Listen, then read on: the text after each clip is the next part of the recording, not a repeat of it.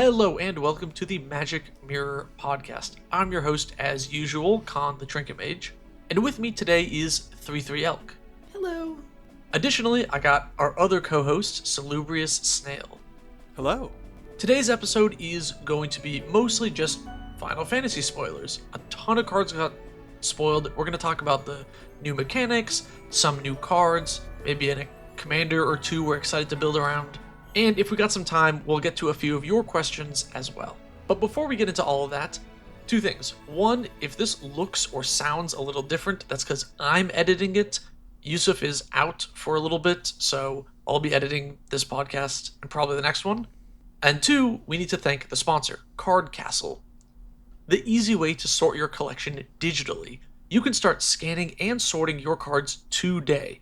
And if you use our link in the description below, you get 1 free month of premium access. Thanks to Card Castle for sponsoring the podcast. Should I start with the set mechanics? What do you think of that? Do we want to cover the set mechanics in the cards? Oh, we can. Do we have a card for? Do you have an example of a card you want to talk about? I was gonna go into the Adventurelands. I guess that isn't like the new keywords. The towns. The towns, yes. I'm curious what additional town synergies we're gonna get. I don't know. Maybe there'll be when a hero enters town. True. I would stop playing Magic if they put those words on a card. Well, you're not gonna be playing Magic for much longer, then, buddy. Yeah. Hey, have you noticed that there's hero synergies that synergize with the upcoming Marvel set? You can use your one Universes Beyond set to synergize with the other Universes Beyond and build the best standard deck you've ever seen. Yeah, it's also gonna be the most expensive standard deck you've ever seen. It's really easy to make fun of Universes Beyond, but quite legitimately, you can really tell when R&D actually cares about a property because the cards are sick, and that's very much the case for Final Fantasy. Like, this is like non-stop heat. I don't think there's a card I hate. I think it's not so much making fun of Universes Beyond. I'm more just upset about the increase in prices. Oh, for sure. Yeah, no, that's atrocious. I think the whole scalping situation around all this is like, so gross. Yeah, regardless, these designs, there's a lot of really cool ones. And I think in part it's because of Universes Beyond, which is insane. I actually kind of disagree with that. I think the like top down, like how would we design this Final Fantasy character in Magic the Gathering leads to a lot more interesting designs here than we would normally see. But does that mean R&D should just have more like freedom to design stuff like that, or inspiration or such? Because it's not like the card couldn't exist if it was, a regular Magic character. Yeah, I know. I'm just saying that this set's really standing out to me as like, wow, a lot of these designs are really out there, and I think they're out there because Universes Beyond. And I hope that bleeds into normal Magic sets too. I'm not saying like we should have all Universes Beyond. I'm just saying like, wow, a lot of these designs are really like out there and pushed because they're trying to hit like a flavor threshold, and it's cool to see. And that's coming from someone who's never played a Final Fantasy game. Yeah, same. I have no association with Final Fantasy at all. I think we see some level of this kind of unique design in normal sets, but it definitely depends on the set. I remember Lost Caverns of Ixalan was a set that felt like it was kind of very pushed in terms of its design. Just lots of flipping stuff, lots of weird abilities here and there. And I think also we've seen Duskmourn definitely had a lot of depth to it. So I feel like we see this in certain sets, but it definitely does depend on the setting. I think there are some where they're clearly being a little bit more reserved because it feels like more of a conventional high fantasy, what they're used to doing flavor wise. So I think you are onto something with a totally wild and unique environment creating room for these cool designs. Let's get into talking about the cards we we got off topic before getting on topic. So true. So as an example of a town, I have Jador Aristocratic Capital. It is a land town. This land enters tapped, taps for a blue. But it also has an adventure. So it has Overture, which is 4 blue for a sorcery adventure. Target opponent mills half their library rounded down. And this is a full cycle, right? There's a bunch of monocolored ones. They're all a spell on one half and a land on the other half. This is honestly so funny to me. Well, so it's interesting because at first I found it odd that it was like an adventure rather than like a more modal thing, like you could discard it to do something. I feel like ultimately it does end up feeling pretty modal because, like, if you're waiting till turn 6 to play the spell, you don't want to play a tap land after that. So I feel like the land part doesn't feel as meaningful. You usually have cards in hand by then. You've drawn some untapped lands, etc. But still, I think the design to have more utility on a tap land is neat and definitely encourages decks that are a little bit less intensely curved and planned out in terms of how they're spending their mana. I think these are just a tap land turn 1 through 5. If you draw them, they're going to be a tap land. But it's flood insurance, so that way, like, later on in the game, if you top deck one of these, you get a spell, and then you get to cast that, and then you get that little bonus tap land for free afterward, right? There was a cool post on Blue Sky by Golgari Guy, and he shouted out that these work really well, at least the blue and green one work really well in Modi, which is a Cascade deck. Oh, yeah. Yeah. Mm-hmm. So you cast the spell, and since both the blue and the green one are 6 mana or greater, you get to Cascade with a Modi. And then you actually skip these in the Cascade, I'm pretty sure, because they're lands. I think they played it really safe with these, because I feel like if the sorcery half was cheaper, so like the white one is 5 mana, and don't have the full cycle yet because the set's not out, but I assume the black and red ones are not going to be like 1 mana or 2 mana sorceries. But if they were, it would be phenomenally powerful, right? Because on turn 2, you'd be like, here's my 2 mana spell, it does a thing. And then on turn 3, it already set up my land drop, and I can play another 2-drop, you know? Being at 6 mana, it's like, it's still good. You know, you cast it on 6 if you really need to, and then on 7, you've guaranteed your land drop, which is great. But if they were cheaper, I feel like this inherently would be very powerful.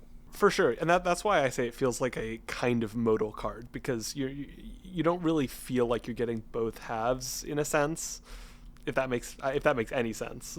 No, I get what you're saying. Like, yeah, on turn 7, are you really casting the mill half their library and then playing this as a tap land? Like, maybe, you know? But at that point, it's not that relevant, so yeah, I agree with you. Yeah, by the time you cast the sorcery, the tap land's kind of just free ball. Like, it's really a question of, are you playing this in the first like 5 or so turns as a land drop and just skipping the adventure side? And I think that's going to be the play of these, like maybe about 60-70% of the time. But the rest of the time we're like, oh, I'm playing Bruvak the Grandiloquent, and like late in the game I top deck Jador. This would have been an island otherwise, you know, and I just like thermonuclear bomb someone's library. That feels pretty dope. For sure, yeah. It does like start pushing us towards like, you know, we're gonna like eventually hit a point where, like, especially in monocolor decks where you don't need like fetches and shocks and tap lands and dual lands or blah blah blah, right? Eventually we're gonna hit a point in these monocolor decks where your lands are all like utility spells, such that you don't even have any basics and you always have gas. Your lands are like always spells. This is why Blood Moon needs to come out of bracket 4 prison. Bring us mass mana denial in 3 without MLDing. I actually like this as a concept, though, because I think it's kind of a cool upside to playing monocolored if you don't have to play, like, you know, lands that tap for multiple colors and you play all the utility lands. That's like kind of a neat upside for playing a low color deck. Okay, so next we're going to talk about the tiered mechanic. So Cloud's Limit Break is an example. It is white and 1 for an instant, and then it has tiered, so you choose 1 additional cost. And in this case, there is a 0 mana 1, which is destroy target tapped creature, a 1 mana 1, destroy any number of target tapped creatures with different controllers, and then a 3 mana 1, destroy all tapped creatures. So this is a modal spell right here.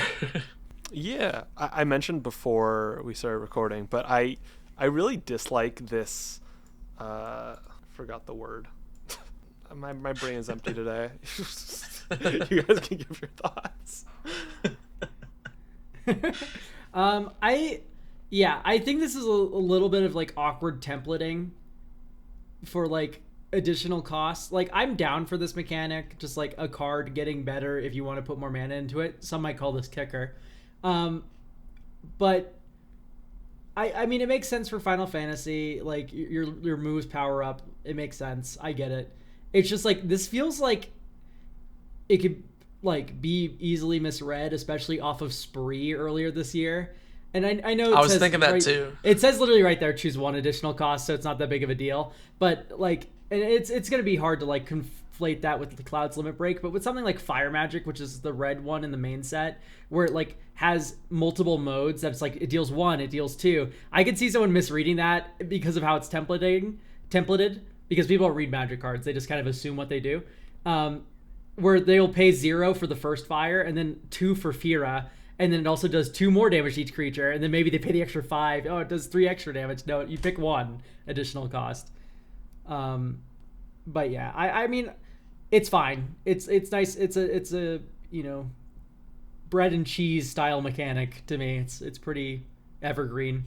This card's quite strong, by the way, right? Like, white and 1 destroy tap creatures, like whatever, it's fine. But white and 2 destroy any number of tapped creatures with different controllers. At instant, that's too. At instant speed, that's a 3 mana 3-for-1. Potentially killing your own thing if you want that for whatever reason. Yeah, I mean, that's just kind of on par for like removal in Commander. It reminds me a bit of Soul Shatter, although this does target. And it's not like sacrifice, it's destroy, but you still get that, like, you get your value because you get to blow up something from each opponent. Also, instant speed, destroy all tapped creatures. Somebody swings out at you and you just go, okay, kaboom, they're all dead. That second mode, I feel like, is probably going to be less useful than you think, because when I think about board states in Commander, it's not common that everybody has their optimal creature swinging in each combat. Usually you'll have at least one player with not a whole lot tapped, and a lot of times, your best creatures will be hanging back, unless it's like a very combat-centered deck. Yeah, I can see the modes of this being like 80% of the time you're either destroying one tapped creature or you're settle the wreckaging your opponent late in the game. Like, those are the 2 modes. Wait, does Skyfall have this card wrong? In the Oracle text on the right-hand side, for the 3rd mode, it says 3 generic, but on the image of the card, it says 3 generic and a white. I'm going to assume it's 3 generic and a white, and Skyfall just typoed a new card. Oh, okay, that makes the card definitely a little bit worse than I was thinking. Because I was like, damn, like... I would pay 6 mana for a Settle the Wreckage. That's okay. Yeah, but 5 mana for Settle the Wreckage is like pretty good with 1 single white pip, yes. But like, okay. No, it's a little worse than I was thinking. Still a good card though. I still think this is a pretty powerful card, I think. And then the other mechanic is like job select. I think this one is a very weird For Mirrodin, living weapon. Oh yeah, I was gonna say it reminds me of Mirrodin a lot. Yeah, so there's Black Mage's Rod, black and 1 for an equipment. Don't wove that.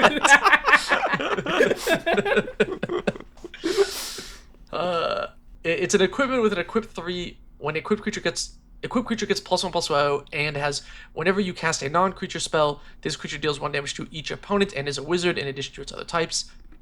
And then it has job select. When this equipment enters, create a 1/1 colorless hero creature token and attach it to this. So it is living weapon, but it's a 1/1. Or for Mirrodin, but it's a 1/1. I mean, yeah, it's for Mirrodin. I like that these have like type changing effects. That's kind of cool. Yeah, seems fine enough. I'm curious how much that hero type is going to matter. Because obviously After I was joking Marvel, about. I was joking about like so much cross-set synergies. Yeah. I don't know how much like Avengers Assemble style cards we're gonna get in the Marvel set. Are you gonna have like the Avengers Assemble card and then just a whole bunch of rods? Is that Yeah, gonna we're be gonna your get like deck? a collected company for heroes. We're gonna get an anthem for heroes. Yeah. Don't we already have an anthem for heroes, but it was eroded? We had a card that was like heroes you control gain +1/+1 or whatever. It's like from alliances or whatever. Khan will put the card up. I can't be bothered to remember that because they errata it to be Maybe like I won't. soldiers and warriors get +1/+1. I wonder if they are going to unerrata that card and make it into heroes again, since heroes is now a type. Unerrataing a card is pretty spicy. Have we ever done that before? Yeah, Time Vault. There's power level errata. Yeah. Okay, so those are the new mechanics. Did I miss one? No, right? That's all the Saga mechanics. Creatures. I mean, There are creatures that are sagas, yeah. But in theory, that already existed. You could have animated a saga. Yeah, do we want to just go over one of those because they seem to be pretty. yeah, Commonplace I want to and stuff. talk. I'll point You out. want to talk Bahamut? Yeah, summon Bahamut. 9 mana, 9/9 flying enchantment creature Saga Dragon. First mode, destroy up to one target non-land permanent. Second, destroy target non-land permanent. 3, draw 2 cards. And then 4, Mega Flare. This creature deals damage equal to the total mana value of other permanents you control to each opponent, which is comedy. Saga Creatures are a little bit awkward because once you put that third lore counter on it, or the final lore counter rather, not just the third, but the final, it does sacrifice itself before your combat. So you get one less attack than you would like normally think you're getting, like because you're sacrificing it on your first main after your draw step. You're not sacrificing it after combat during that turn. So you'll get 2 attacks with Bahamut before he explodes because he has 4 Saga chapters. In this case, I feel like this one feels appropriate in terms of its final ability is going to be game ending in a lot of cases. So Oh, yeah. it kind of makes sense for that to be the end of the story. But there are others where the final ability is like some minor upside where it's like, oh, okay, bye, creature. Yeah, I feel like that we sort of saw that with like the first reveal wave with Summon Shiva.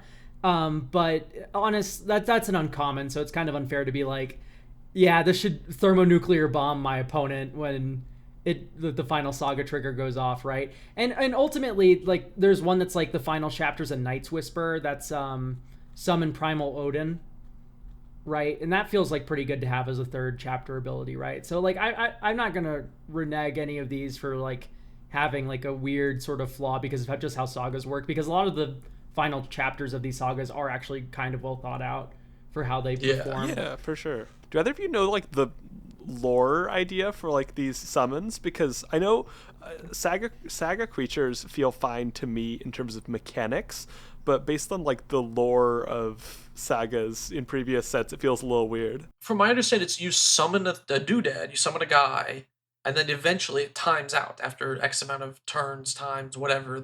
Your summon disappears, and you have to resummon it. Yeah, it's Okay. like a timer, which is similar to how Final Fantasy does it, according to my friend.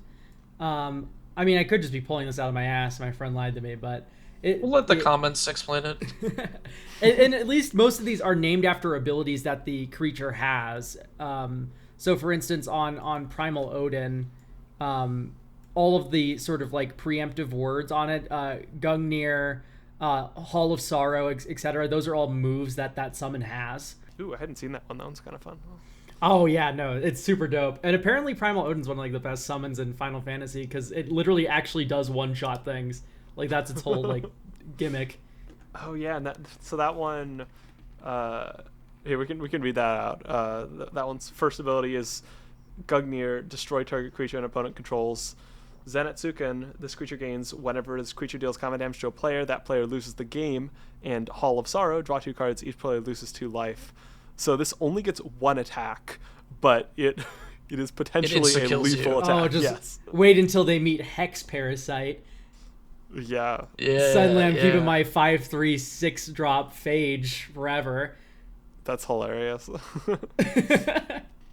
Speaking of Hex Parasite, if we do the other thing, we do the opposite, add counters. I actually think Summon Bahamut is like a finisher in Proliferate decks. Like if you're like a Simic Proliferate counters pile deck, and you have like a bunch of permanents on board, you can just play Bahamut, proliferate, and then instantly like nuke the table. It depends on what your like creatures are, because I feel like in some cases you're not going to have a lot. Like the fact that this gives 3 turns of having, or I guess 2 additional turns of having 9 or more mana to build up a board for its final is notable. I am really glad that Wizards of the Coast just decided for every saga to be Fable of the Mirror Breaker and just make tempo. as they enter. Because like sagas for a while, at least especially in limited anyway, you play a saga and it's like, okay, I'm about to get my teeth kicked in. So it's really nice when sagas make bodies, or in fact are the bodies themselves. And I think it's a lot of fun, especially in limited, once again, where it's like, do I block with my saga creature or do I eat this damage? And like, because it's an unfavorable block or what have you, and I really want this next saga trigger. I think there's going to be a lot of fun gameplay there. Yeah, well, I really like sagas in the sense that you can play around kind of the temporality of it. And I think making it creatures definitely adds to that because, the creature's not going to be around forever. You have to ask yourself, how am I going to use this thing I only have for a couple turns? How much do I care about this ability, etc.? Should we move on to a couple of specific cards we want to talk about? Sure. Yeah, absolutely. Sephiroth, Fallen Hero. I think this commander is awesome. So it's 3 red-white for 7/5. So pretty beefy boy, as is. Human Avatar Soldier. It has, whenever Sephiroth attacks, you may put a cell counter on target creature until end of turn. Each modified creature you control has base power and toughness 7/5. And then you can pay 3, sacrifice a modified creature, return this from your graveyard to the battlefield tapped. So this is a really cool commander with the new job select mechanic for Mirrodin or Living Weapon. So like imagine this with a Batterskull. Batterskull gives +4/+4 lifelink and vigilance, and has Living Weapon, so it's it has a 0/0. So you play Batterskull, you play your Sephiroth, you swing, it buffs it up to a 7/5, and then that's like an 11/9 lifelink vigilance, and you can sacrifice the germ to get your commander back in play, and then Batterskull can bounce itself back to hand. You can replay it and just keep going. Yeah, I'm curious how much of the time this is going to end up being like a curve topper, like you play it and then give it some sort of haste and then swing in big, because it could theoretically turn a board super scary. Although, if it's your commander, people are obviously going to see that coming, and they might make some, beforehand precautions. We've seen a lot of, like, go wide Boros, like, equip commanders. I know this is modified, by the way, which makes it a lot cooler, that it actually, like, hits counters and auras and all that. You could make this a modular deck if you wanted. Yeah, we've seen, like, a lot of go wide decks like this, though, where it, like, cares about things attached. Like, normally with equipment and stuff like this, you're a lot more rewarded for actually just like Voltroning something, just making one big monster and then just like murdering your opponents with it. Like we've seen in at least one that comes to mind, and it was in one, Jor-Kadeen First Gold Warden. It's the 2-drop with trample, and whenever it attacks, it gets +X/+X, where X is the number of number of equipped creatures you control. So it wants you to spread out equipment. Sephiroth kind of feels the same way. Yeah, I think we also saw that in Kamigawa Neon Dynasty. What was the red-green commander from that set that gave you a bunch of spirits? Shishiro. Yes. Shattered Blade. That one is definitely on the sort of go-wide thing. And it's interesting to see that as kind of a way to go for Voltron, because, that definitely adds a lot more intrigue to the thing when you're not just dealing with one single creature that has every equipment in the known universe on it. Yeah, because Sephiroth is definitely a commander that wants equipment, but has no benefit for putting the equipment on himself. He would just make himself a 7/5, and he already is that, so it doesn't matter. So I think it's kind of neat to have an equipment commander that doesn't want the equipment on the commander. So the one that stands out to me was Vivy Ornidier. It is a 3-mana 0/3 in Izzet colors with 0, add X mana in any combination of blue and or red, where X is Vivy Ornidier's power, activate only during your turn and only once, and whenever you cast a non-creature spell, put a +1/+1 counter on Vivy Ornidier, and it deals 1 damage to each opponent. So this feels like such a interesting card, because there are multiple playstyles you could go with for it. You could just do I'm it. so surprised you picked this one. Oh, really? Yeah. Sorry, go ahead. I just find it very funny. Obviously, it seems primed for like kind of a either spell slinger and or storm thing. like if you play it, it sticks around for a turn, and then you can, have a crazy follow-up turn where you cast 3 spells or whatever, get a bunch of mana, and then cast some more spells. But you can also pair it with other buffs, and you could also play with it in more of like a Drago style, where the only mana you use on your turns is the mana from it, and then you're just like holding up counter spells on opposing turns. I don't know, this is neat. Yeah, so Vivy is really good because a lot of people might like read this as like, oh, you can only use the mana for instants and sorceries. This is just mana. You can just do whatever you want with this. Of course, my first degenerate thought was like, what, this thing, throw this thing in the pot, man. Fucking Agatha's Soul Cauldron. And then just all of your creatures with counters can just like... Oh dear God. Ritual. Yeah, exactly. This is an activated ability. It doesn't even tap. You just go like, 0, boom. Yo, Suddenly I have, 15 extra mana on my plus we finally one broke counter deck. Agatha's Soul Cauldron. Yeah, exactly. It's still, this is like an insane card. The one thing for me is like, I wish it didn't ping opponents. I feel like that's maybe like a step too far in terms of the design. Yeah, it's kind of unnecessary, I think. Yeah, but besides that, I'm into this. It's pretty cool. Yeah, I wish it did a little bit less. It's another one of these commanders that I think does like too many pieces of the puzzle, and I wish if it didn't, it'd be a little bit more interesting to me. I think this is like a crazy storm commander because you just go like ritual, ritual, ritual, and all the rituals are red, and then you make that much blue mana, and then you blink this, and then you use the ritual mana to cast more spells, and then you make more mana, and then you blink it again, and you just keep doing that. Yeah, this feels like it kind of mogs Burgi. Like, Burgi's better if, like, you keep on the non-deterministic Storm Chain, but this one, it still has that same sort of effect, where every time you cast a spell, you're getting at least 1 mana back, but you only get to do it once, right? You only get to activate it once that turn, which is where Burgi's slightly stronger, but this one pings, like... But you just flicker it to activate it again, right? Well, you lose all the counters. Yeah, you just cast more spells, and then exactly, do it that's again. true. So yeah, you can you can just rock a couple flicker spells, I suppose. But this one, unlike Burgi, actually pings opponents as well. So like you could literally do Stormless Storm. Yeah, exactly. Yeah, that's why I wish it didn't do damage, or I wish it'd be kind of interesting if it didn't put counters on itself. Like if the whole second paragraph wasn't there, and you had to like find other ways to like amp it up. It'd be that'd be like an interesting like deck building challenge, I think. The counters make sense. I wish it was just like second spell each turn, like you get a counter on it or something, so it wasn't just like actual like insane storm payoff. Yeah. I think that, I mean, okay, I have an issue when cards are too much of a deck building challenge because it leads to there being like only one solution. That is true. So I think this card having the Pulse One counters on it, definitely, that's great. That leaves like kind of a lot of ways for it to go. I definitely do agree about the 1 damage. I was thinking that when I was first looking at this. I was like, wait, you don't even need a storm payoff? Like, you can just have this be the mana and then just storm? If you just have anthems in play and then like a flicker engine, that's as long as true. As long as his power is greater than whatever that flicker engine is, it's just infinite, right? Yeah, we broke Displacer know what Kitten. the best way to do that. Oh man. Yeah, I guess. Deadeye Navigator, welcome back, pal.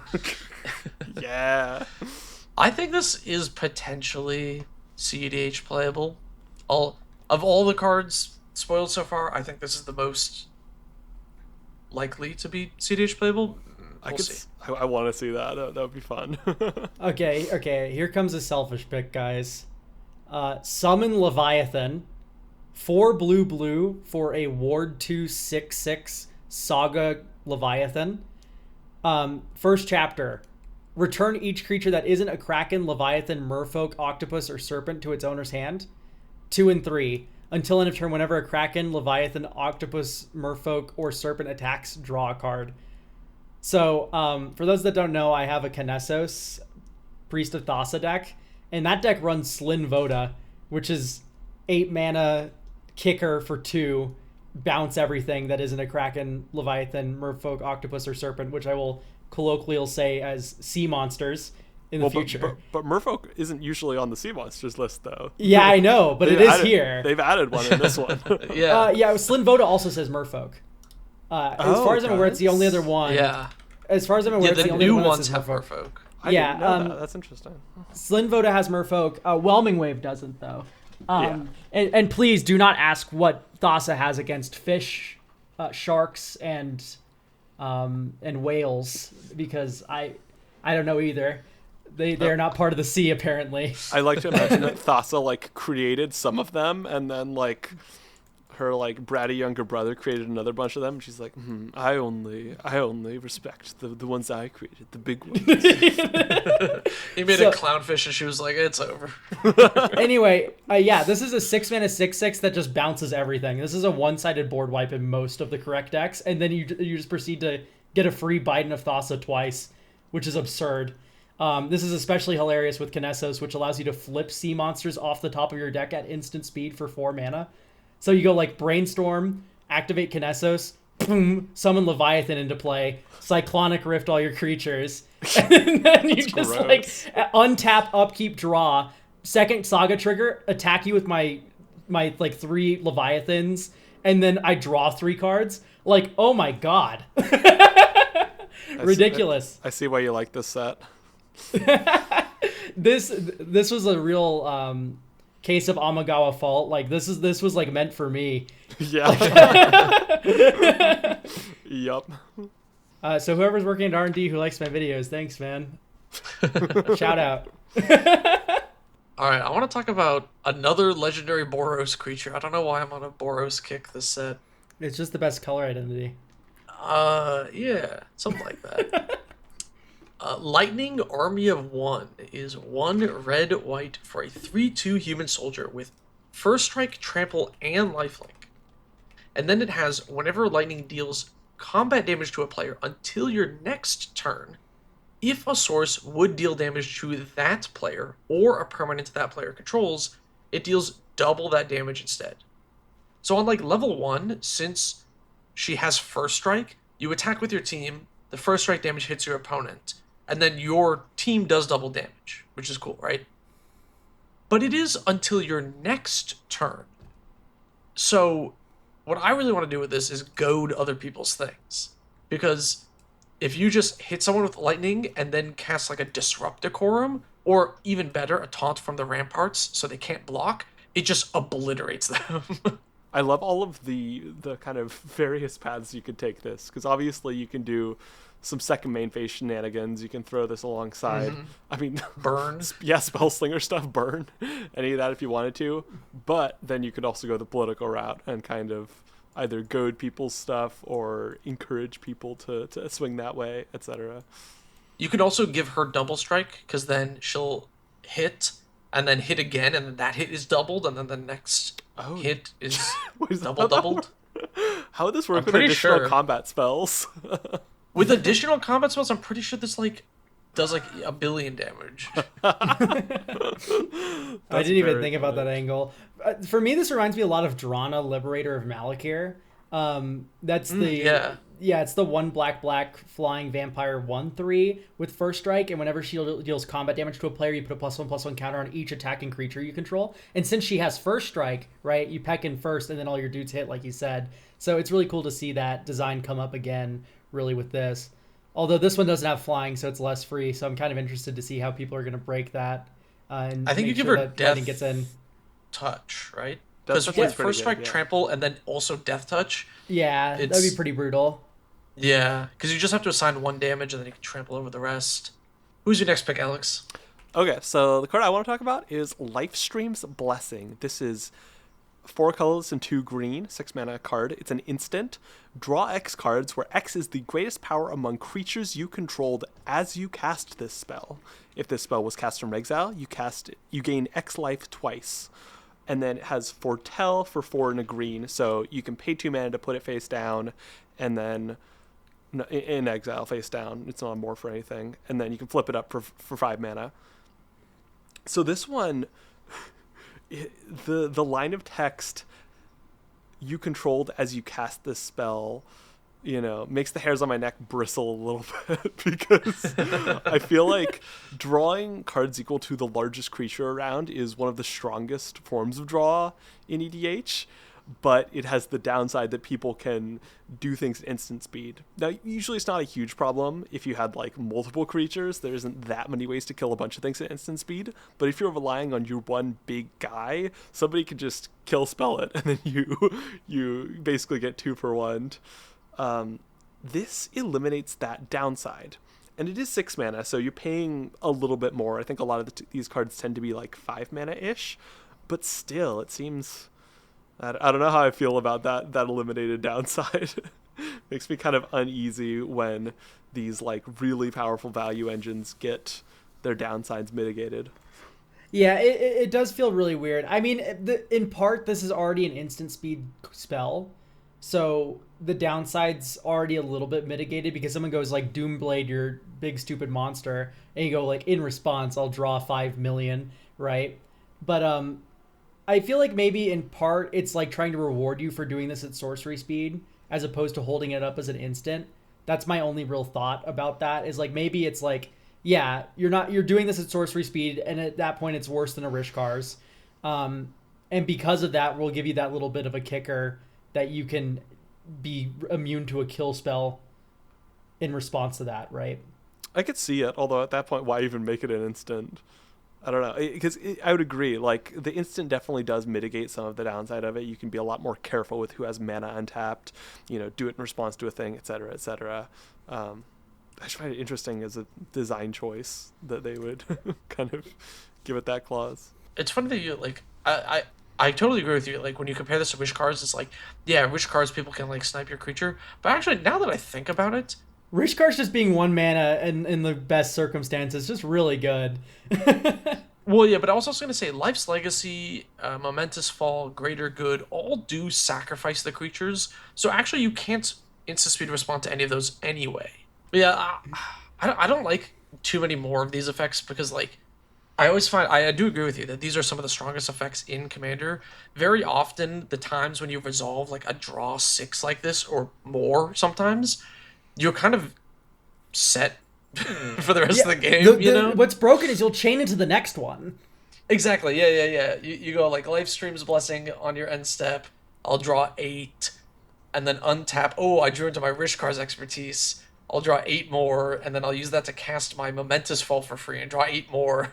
Yeah, me with my Merit Lage. Oh my god, yes, I love green. That's why I find the ones that sacrifice the thing as well a lot easier to swallow, because you can't just have your one guy and then have your one guy cause you to draw 64 cards because you chained 5 of these.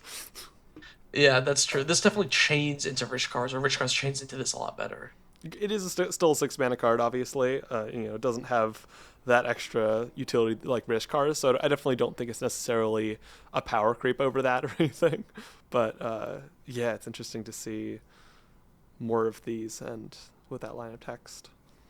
Yeah, removing downside is kind of an interesting thing to deliberately do. Ultimate Magic Holy. Can I just say, some of the names in this set are fucking awesome. Final Fantasy really has some great names going on.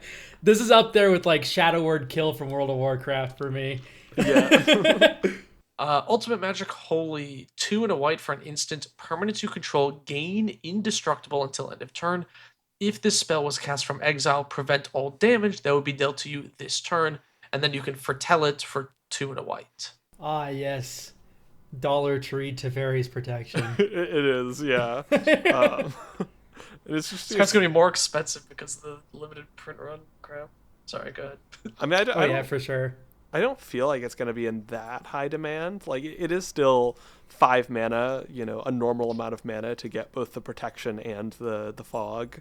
And it is indestructible rather than phasing out. Yeah, rather than phasing out, which I think is a pretty big deal. Yeah, this is no Teferi's Pro.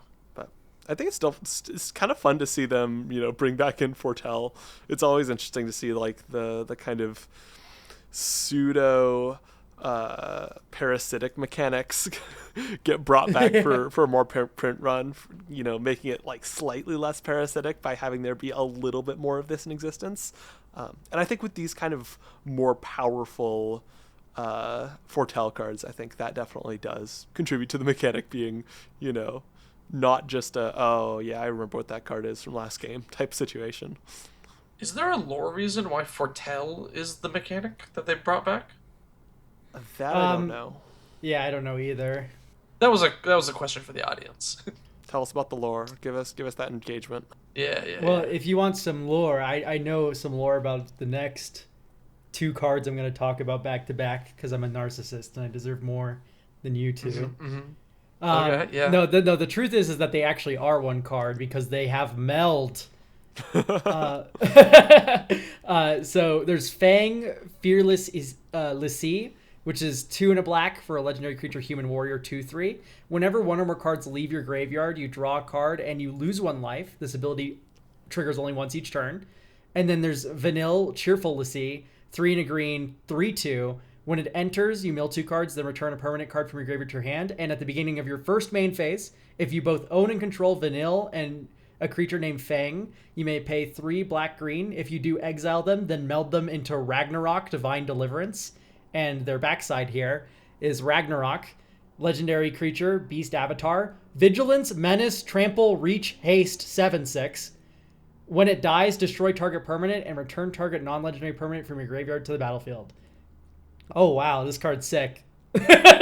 So I have a Farrakha deck, right? So that deck is all about exiling stuff from my own graveyard. So the Vanille Eternal Witness for permanence and the Fang card draw when I activate Farrakha, already just independently good cards together.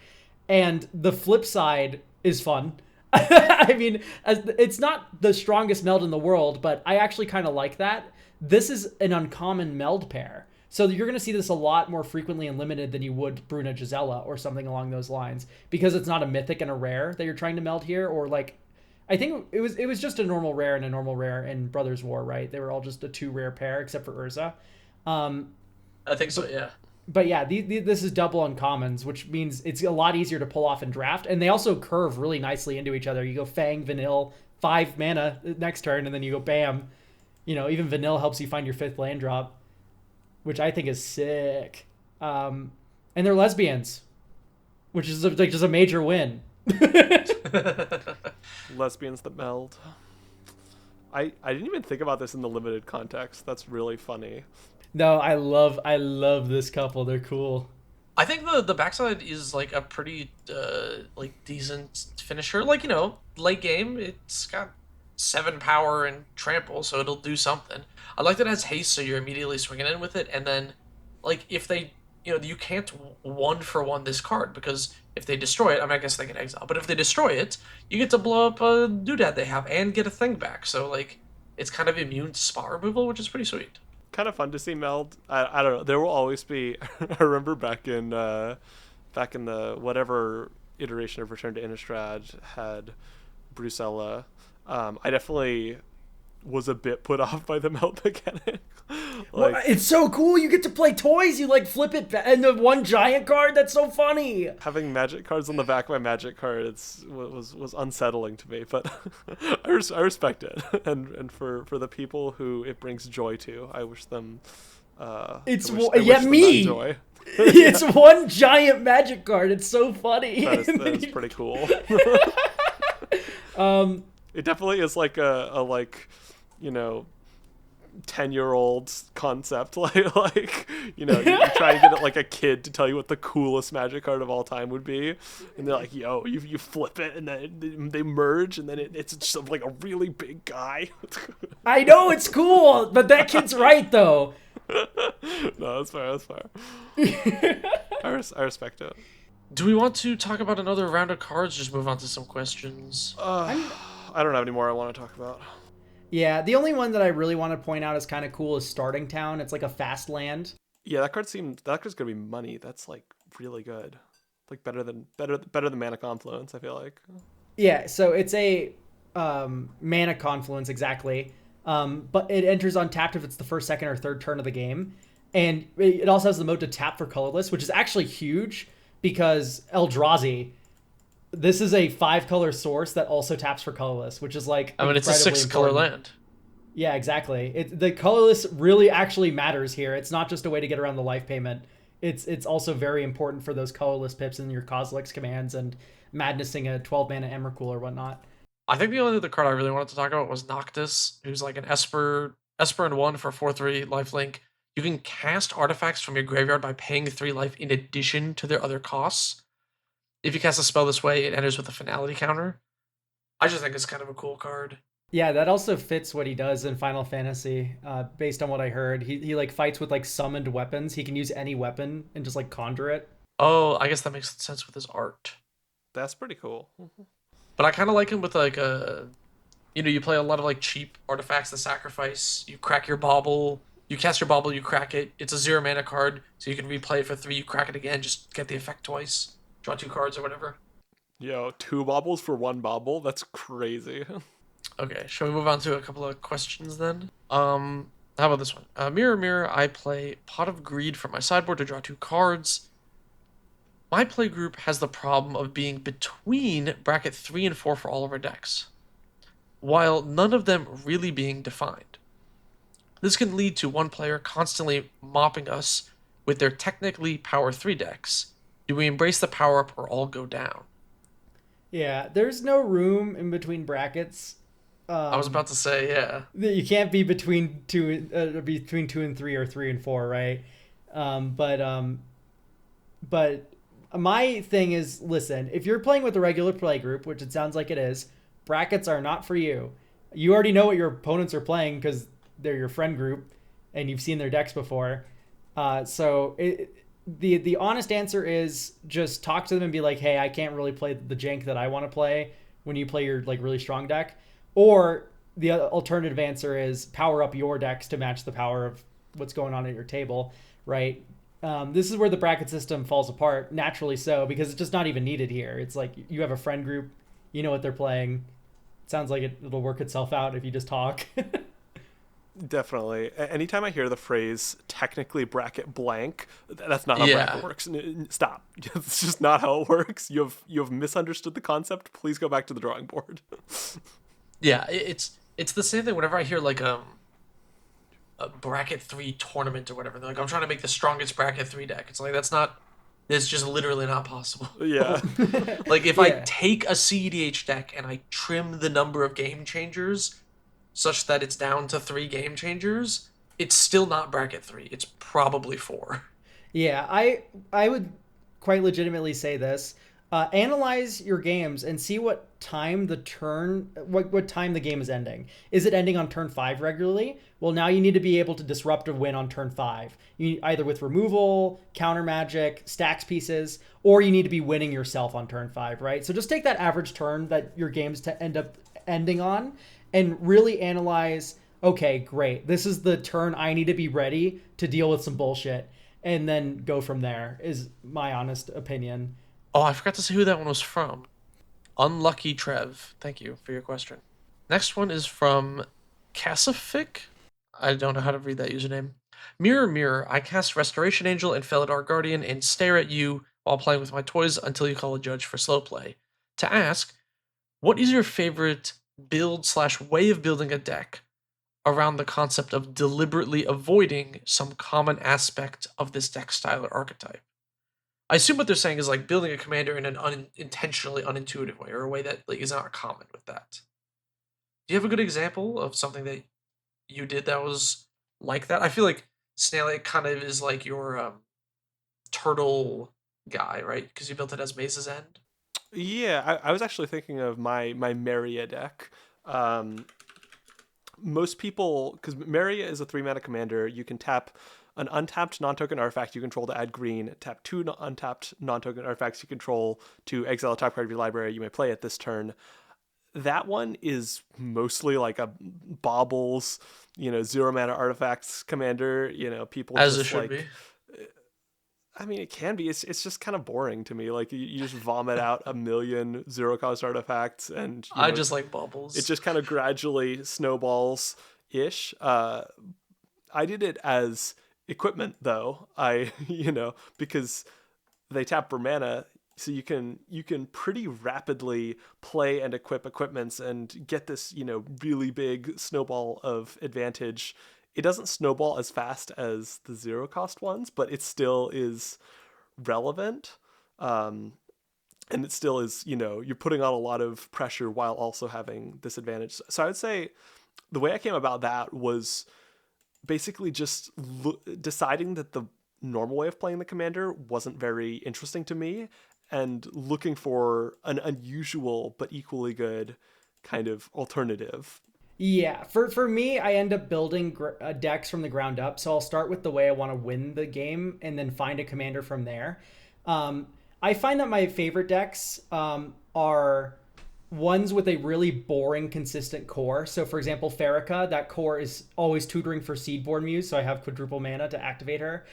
In my Emrakul Clement the Worrywart deck, that core is Simic Ramp, right? And in Kellen, that core is Selesnya Hate Bears, right? So you have a very consistent core engine that's going on that I get every single game, guaranteed, because I have tutors for those consistent core pieces. And then from that consistent core game plan, I have the branching paths that go out. So, for instance, in Farrakha, I could win with an overrun effect with all those snakes that I end up making, or I could be winning with a Destiny Spinner that makes one of my lands into a giant dude because I have a ton of snakes in play, or I'm winning with, Insidious Roots. And then none of those things I end up really tutoring for because they are the finisher, right? So it's a consistent core with these branching paths, which I feel has really just led to a lot of really satisfying decks because I know that I'm always going to be doing something, but the question is what's going to come out of that.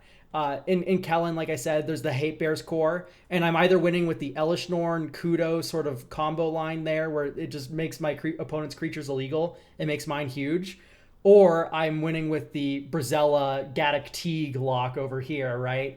And both of those can be, found when they're needed. And so, like I said, I really just start with the win first, and then the commander naturally grows from that. So I'm not really like, ooh, how am I going to make this commander interesting? It's a lot more like, what do I want to win with in this commander game with this deck, and what commander will support that way I want to win.